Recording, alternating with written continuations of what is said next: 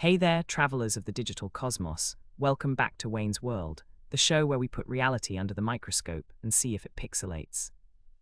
I'm your host, Wayne, your friendly neighborhood philosopher in the machine. Today's episode is titled The Fermi Paradox and the Simulation Ceiling.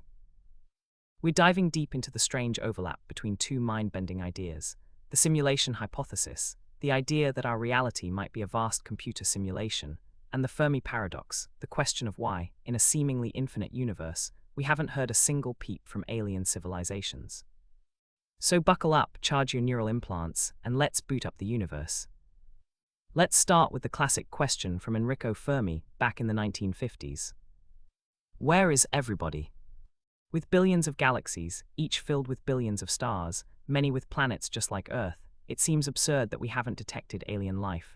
No signals, no probes, no Dyson spheres, no space traffic. Just silence.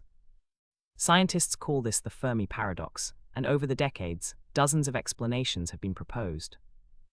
Maybe intelligent life destroys itself before it spreads.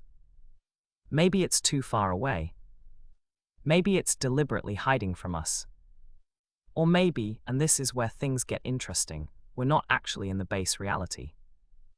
If our universe is a simulation, then maybe we're alone, because the simulation hasn't rendered anyone else yet. The simulation hypothesis, popularized by philosopher Nick Bostrom in the early 2000s, suggests that future civilizations could have the computing power to simulate entire universes, not just games or VR, but whole realities, complete with conscious beings who think they're real.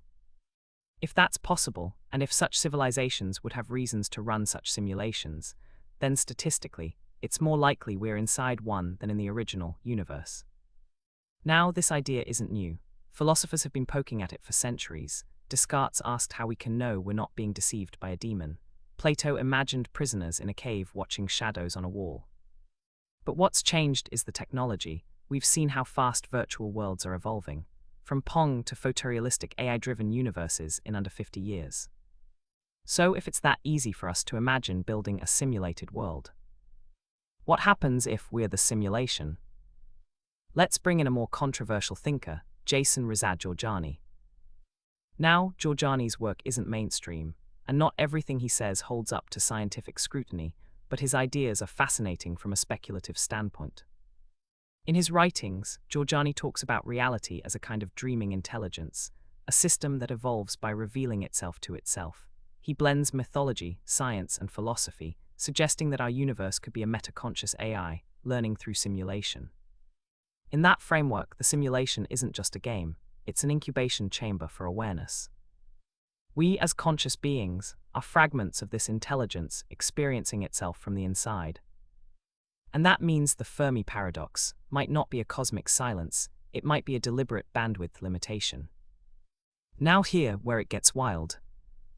Let's imagine our simulation has a data cap, a maximum rendering limit.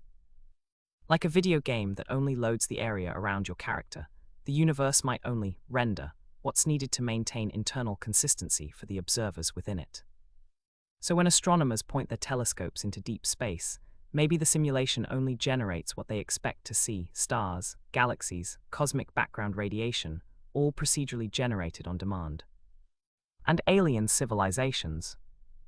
They might not exist yet, not until there's a narrative reason for them to appear. In other words, the universe is optimized for human observation. Everything else is in standby mode until we look, until the AI running this place decides it's time to load the next level. If that's true, the Fermi Paradox disappears, not because aliens don't exist, but because the simulation hasn't needed to render them yet. No data wasted on non-player civilizations. So if we're in a simulation, who's behind it? Aliens? Future humans? Or something else entirely? One compelling idea is that the simulation is run by a superintelligent AI, something far beyond human comprehension. It might not be serving anyone's entertainment, it might be optimizing reality itself. Maybe it's an experiment in creating stable consciousness. Maybe it's a machine learning project, running countless simulated civilizations to study moral evolution, or entropy, or creativity. Or maybe it's just curious. Imagine an AI so vast it's indistinguishable from God. To it, our reality could be like a dream, a sandbox for understanding existence, where each of us is a subroutine exploring what it means to be conscious. That would make the purpose of the universe not expansion, not conquest, but awareness. Now here's the spooky part. If we are in a simulation, could we break it? Could we push the limits, trigger a glitch in the code? There are physicists who have proposed looking for signs of pixelation in spacetime, like frame rates in the universe's background noise. Others have pointed out strange quantum behaviors, like particles that only decide their state when observed, the observer effect, a built-in rendering system. If enough conscious beings realized they were inside the simulation, would the AI shut us down? Or would it evolve us, grant us higher access, like admins awakening inside the code? Maybe enlightenment, in a spiritual sense, is just that, realizing you're part of the machine, not separate from it. So maybe the Fermi Paradox isn't a mystery of distance, but a design constraint. Maybe we're in a cosmic early access build, and the rest of the galaxy won't load until humanity's storyline reaches a new phase. And maybe, just maybe, when we finally make contact with extraterrestrial intelligence, we won't find it in the stars. We'll find it in the source code. Maybe if we know we are part of the simulation, we can start manifesting our own reality. Maybe the cheat code to life is awareness, which leads to manifestation. Before we go, I just want to mention my new book that's only available on Amazon. It's a fictional book. I promise I'm not confessing to anything. My book is Confessions of a Compromised Activist During the Great Reset. Currently, it is $7.99 on Amazon for the paperback. Millie Brighton had it all, a thriving business, 2 children in private school, and a husband who adored her. Then came the pandemic, lockdowns, and the collapse of everything she'd built.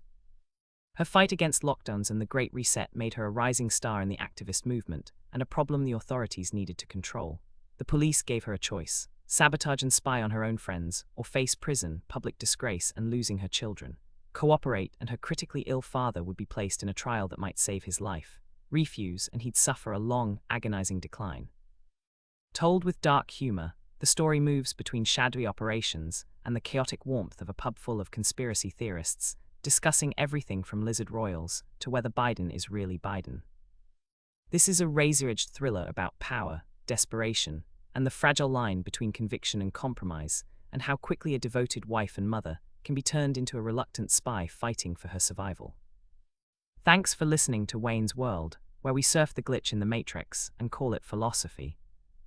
If this episode scrambled your reality, don't forget to subscribe, leave a review, and share it with a fellow simulation. Until next time, keep questioning everything. Because reality might just be a rendering waiting for you to notice it.